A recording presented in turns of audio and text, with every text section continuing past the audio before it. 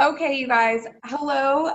My name is Rebecca Nelson. I'm the wine club director here at Becker Vineyards. We're really excited for everybody to try the 2019 Jolie Rosé this evening. Unfortunately, we've been having some technical difficulties trying to go live on our Facebook page. So we're going to just conduct this tasting as though you are with us right now. And we're going to record it and we'll post it later. Hey, we're recording, Rebecca. I know. That was the point, Jon. You ruined it. We're not live. So tonight, like I said, we're trying the 2019 Jolie Rosé. We have Dr. Richard Becker with us, of course, Jon Leahy, our winemaker, and I'm going to hang out for the evening as well. So Jon, I'll throw it over to you and Dr. Becker to get us started. Well, thank you, Rebecca. And I think everyone's, oh, look, I'm getting some smart alecky comments from the usual suspects here. Pretending to scroll up Facebook. So, Doc, would you like to do a couple of words of intro, sir? Just again, not anywhere near forgetting all that's going on around us with the pandemic. The reason we're having these virtual tastings, the great stress in our country in so many ways, and again a reminder that this is a few moments of relief, escape from all the stress of the pandemic, and our hearts go out to all the people fighting it. We're not fighting it for the next 30 minutes, but we're honored to be here and honored to have you with us. Thank you. Well, I will. That is a very nice intro, and you're right. For the next 30 minutes, let's bring a little joy into the world. Well, I think we should hop right into it. And I'm going to be the first one. Is this live or is it Memorex? Dr. Becker, I didn't think his jokes could get worse. Oh, I got 101,000 dad jokes sitting behind me. So Rebecca and Doc, why don't we give everybody a swirl, a sniff, and a taste? So let's talk about the 2019 Jolie. Oh man, I don't know. So I actually, earlier this evening, Jody poured some of the rosé into this glass because she wanted a little, and I had this glass and we compared them. And the glass that, Doc, that you're drinking out of and that I have here, I get a lot of peach notes out of this glass that I'm not getting in the smaller glass at all. So Rebecca, you've got the standard cab glass. What are you getting out of yours? I'm drinking out of the. Oh, you are drinking out of the glass too. Yeah, that's what I always put our rosés in. It's my favorite glass for our dry rosés. And the first thing I said when I smelled this was I smell peaches, but a floral, so almost like maybe a peach flower or white peach. Yeah, I mean that just hit my nose instantly. We're peaches. And cantaloupe is all over this, which is unusual for a rosé, I think. Well, see, I think that came from Dwayne Canada. That's what I was thinking too. Yeah. That come in. Well, you know, when I was driving back in 2019, from looking at the vineyard where part of this came from, I had a load of Dwayne Canada's cantaloupes in the back of the truck when am I going to get fired if Doc finds out that I got pulled over for a speeding ticket? I don't know. Did the winery pay it? No, I didn't actually get the ticket, so I think you gave him a cantaloupe and he let you off, right? So the officer though said, "This is a ranch vehicle," and I was like, "Yes, sir, it's farm vehicle." And he's like, "What are you hauling?" I was like, "Oh, those are just my personal melons." The look on his face was priceless. I bet. But, you know, those cuffs, they hurt. Anyway, I have to agree with your melon assessment. It really does have some cantaloupe in here. So the flavor, what do you get, Doc, on the palate? Well, I'll tell you what I get in this is the Grenache coming through, which is orange zest, right, and some strawberry and some melon. This wine reminds me more of the 2012, the first rosé that you made, Jon, that won the first double gold medal in San Francisco. Very much like this, and I'm really proud of this. This has some kind of a blend of the rosé sweetness, but also some of the acid and some of the has sort of a bit of maybe a little more acidic palate, which makes it a great blend for me. I love it. Yeah, it does. It does have more acid. So we've got 45% the Leahy Vineyards Syrah. We've got 25% Tempranillo in here from the Farmhouse Vineyards. We also have 15% Mourvèdre, also from the Farmhouse Vineyards. And then we've got 15% Grenache from Talent and 5% Cinsault, also from Drew Talent's place. So the Syrah and the Grenache were both direct press. In 2019, we instead of all Saignée blend, it's a blend of direct press and some Saignée components. So the Syrah, being the largest component, was of course direct press off of there, and that's one. It will always be one of my favorite ways to make rosé. And so I do think that that's why we get these florals, these intense florals, are more prominent in the, or more dominant in a direct press than they are in a Saignée. So this one, you know, we've had the 17 and 18 earlier this week, and the 19 is by far the lightest in color, and to me is also, you know, the lightest in flavor as well, as far as just light body. It's very, it's got a lot of different elements, but they're all nice and soft notes, and more like Dr. Becker said, more like that Provençal that from 2012 that you made. It's just kind of a different. It's different for the Jolie than what I've seen in the last few years. I really am enjoying this a lot. Mm-hmm. Well, I feel like with this Jolie that I wanted an expression of a lighter expression of rosé, more traditional, and you can see by the picture of the Jolie bottle that's on the screen. And I don't know if I can do this justice or not, but you know, you can still see my face through the rosé, even though it's at a weird angle. Oh, look, I look better this way. Oh, that's not a good picture. That's not a good picture. Oh, no, I think this is great. Look, it's like a funhouse mirror. No, but that, so I have not been drinking, by the way, no matter what Brett accuses me of. The color, just kind of give you a visual that color is light enough, you should be able to see through it. It shouldn't be dark, dark, dark. And you get that from the direct press. So we got back to our roots, so to speak. So that 2012, that double gold, all of those, all three of those components were direct press. So guess who likes the direct press rosé? I do. But John, let's talk about the history of rosé in the history of wine. I mean, there's some evidence that maybe the first wines were more rosé than other, that there were field blends, which there were mixed red and white grapes, and not until maybe the 6th century BC, when the Phoenicians brought the grapes to Marseille, right, that they began to separate them in the field.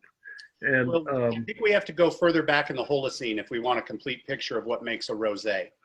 So yeah, exactly. Yeah, sure. I don't know what I'm talking about when I use these terms, but it's kind of funny to see my geologist wife give me the wiggled eyebrows when I say these things off camera.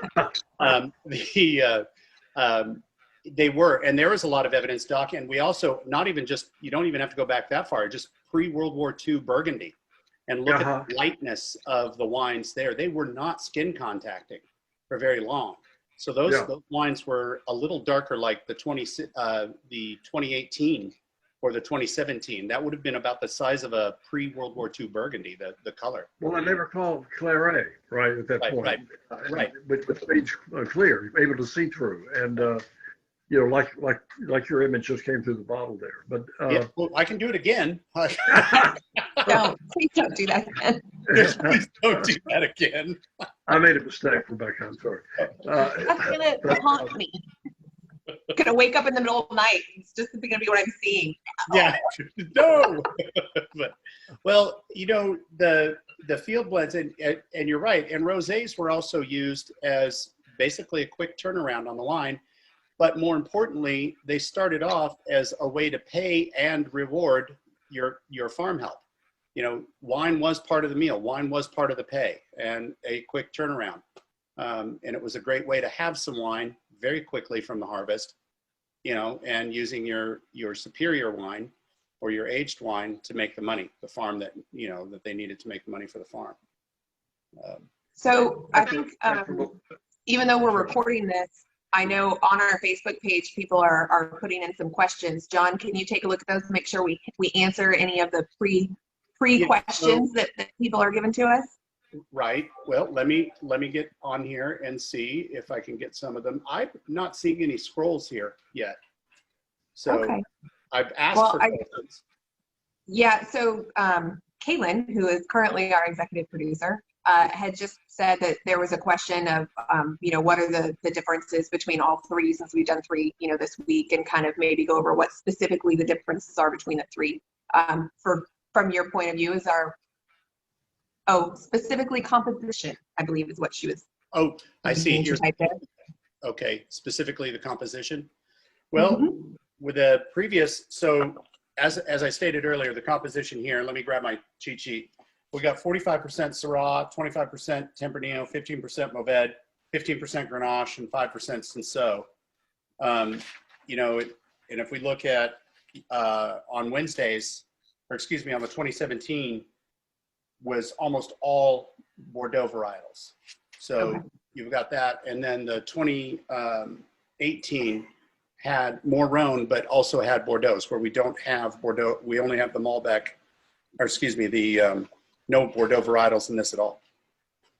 In 2019, we kind of went back to the Rhone style, back more towards what the original 2012 Provençal would have been more like for the Jolie.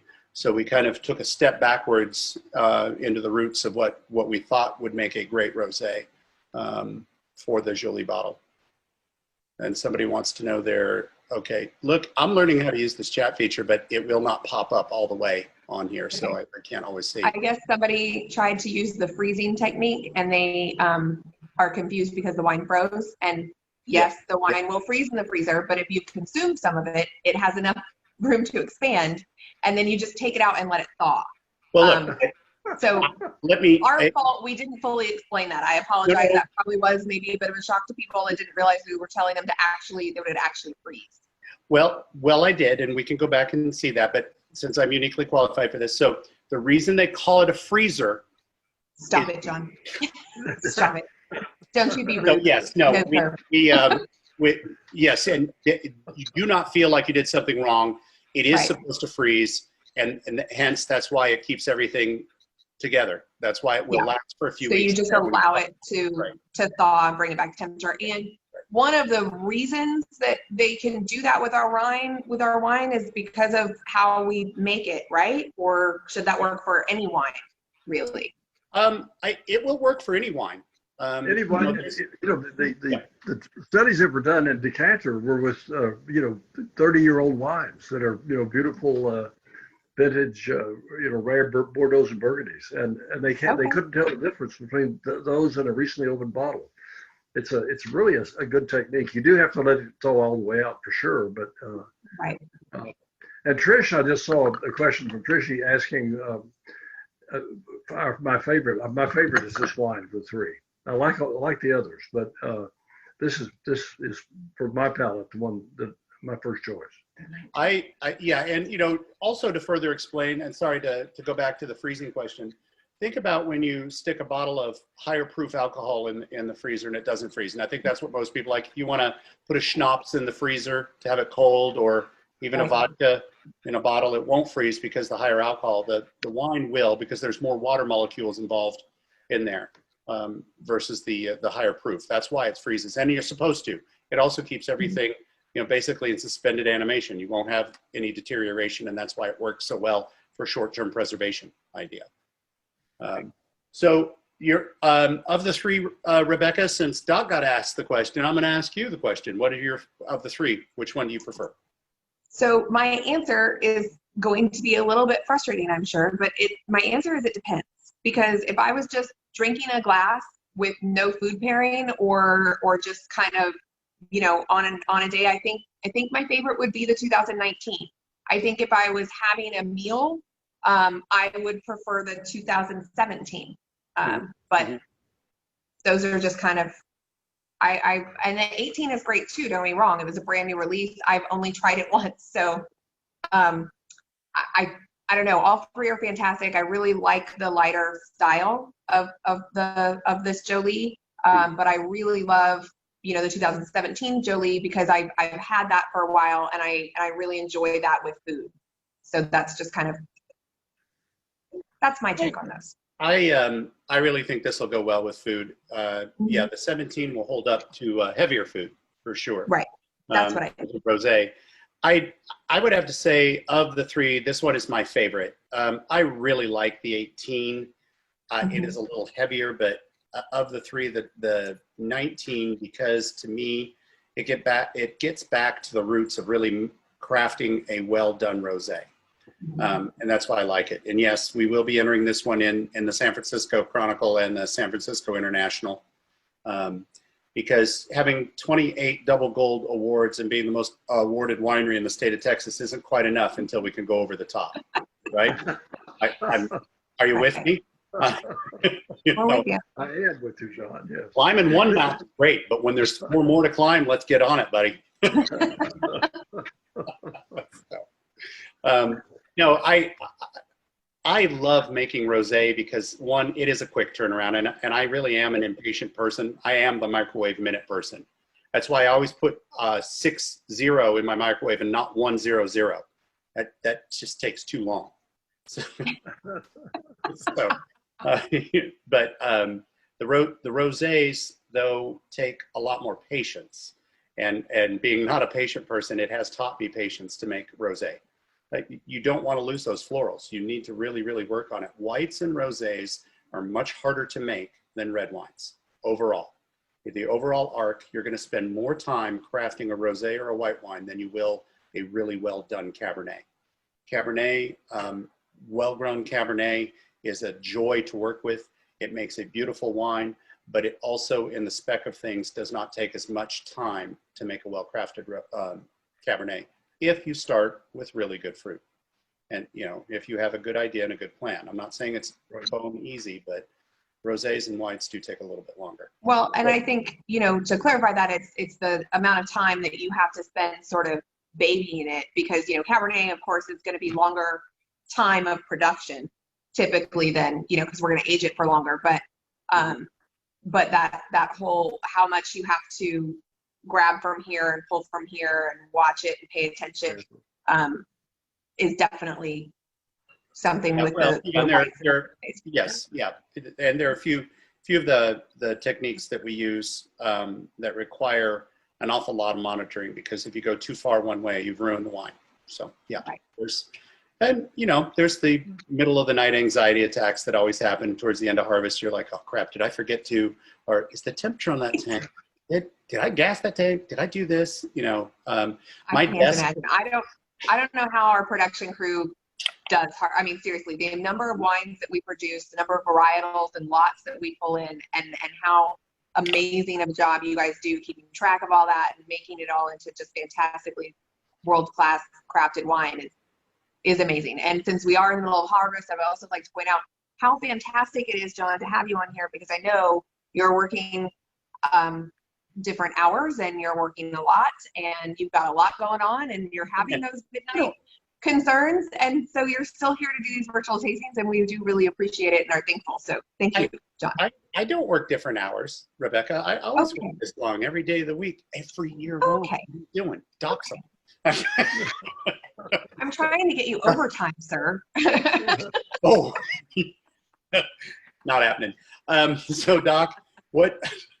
Well, let's get back to the root of this wine, though. Seriously, Dr. Becker, why do you like rosés?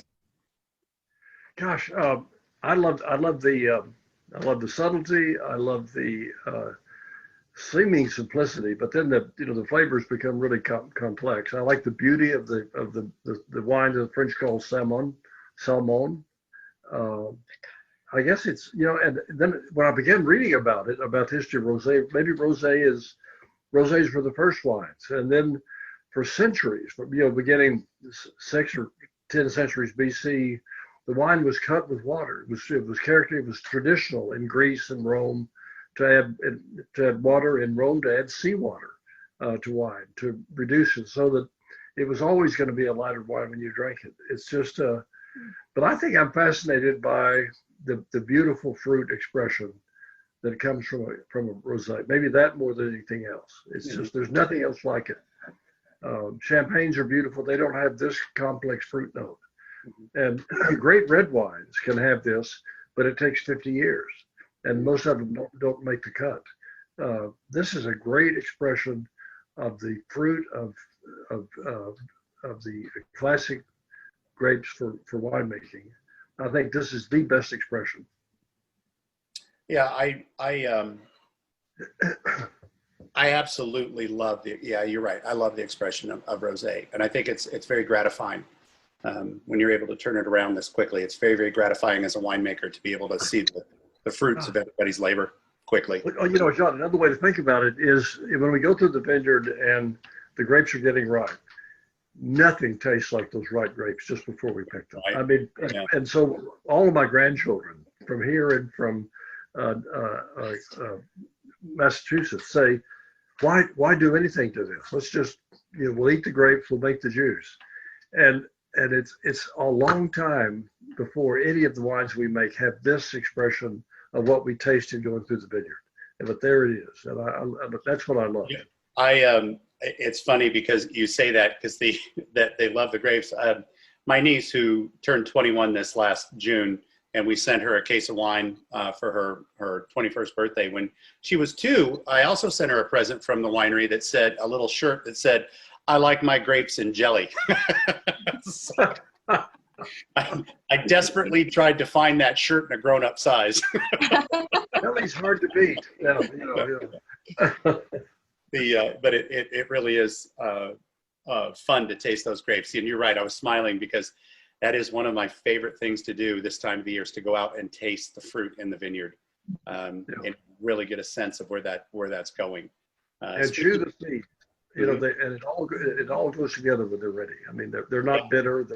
No, it's not. What I like doing is pushing the pulp and the seed out and just chewing the skin to see how that flavor and that color come through on the skin. That tells you a lot right there.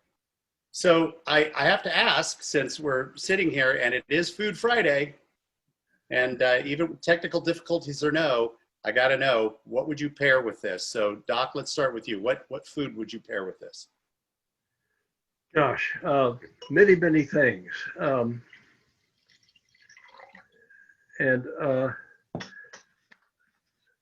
ahead. And that's right. Hey, Becca, we're gonna have to give Doc. I'm so excited that you asked Doc first. I was like, whew. I think he's actually trying to come up with something other than a soft cheese. So. All right. So. Yeah. I really think this would pair really well with a lot of great foods. It's so stinking hot right now. I'm gonna go kind of lighter fare. I think it would go great with seafood. I think like crab, it would go really, really well with. I also think it would go really nicely with a fresh salad. Now I'm thinking about crab, and I'm thinking all things crab. Crab cakes would be lovely. Right. Yes, I also think that it would go nicely with, I actually think this would maybe go well with shrimp and grits. Am I crazy for thinking that? No, I don't think you're crazy at all. As a matter of fact, I'm just giving away the secret. Uh-oh. I think Doc's had enough of your shrimp and grits there. That's fine. It's only the first time I've actually used that one. The traditional line along the Gulf Coast is, "Don't wait for the shrimp boats, Mama. I'm coming home with the crabs." Nice. Nice. God, did you tell me that or did I? Okay. Well, I think that I don't know, El Pastor would go very well with this. A little pork and pineapple. Yeah. That would be fantastic. Yeah. Or barbecue oysters. Somebody off camera is whispering that in my ear. Thank you, Jody. I do think, John, that and Rebecca, that salmon that's cooked really, really well over a grill and is just barely cooked would be just magnificent. Unfortunately, it's August, and we know the Copper River red salmon run's done up in Alaska. But man, that Doc, I think you won the internet tonight, buddy. Yeah. That would be fantastic. Certainly, one of the things would be the wonderful crab that you'd get in the restaurant Skoma in San Francisco. Fresh Dungeness crab with this would be just knockout. It's, Dungeness season doesn't open until the third week of November. So let's go there and wait. Yeah, that's a great idea. We go tomorrow. How do we get it? Can we get it shipped in bulk in ice? Yes, you can. Great. Just give me your credit card, the black Amex. No, that's not mine. That's Dr. Becker's card. Yeah, you can actually. Dungeness opens at different times along the West Coast, but Jody and I used to love.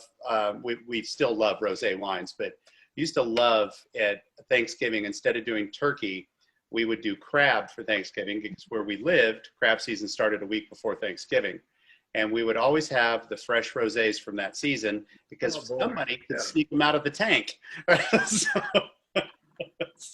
Yeah, I think that would be fantastic. Yeah, I think,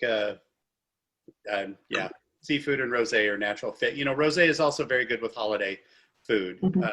Rosé goes very well with duck, by the way, and I'm surprised you didn't say that, Rebecca. I'm trying to not always say duck.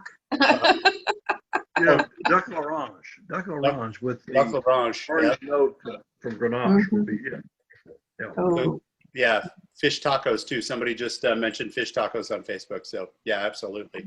Rosé is it just comes down to it. It's a very versatile wine.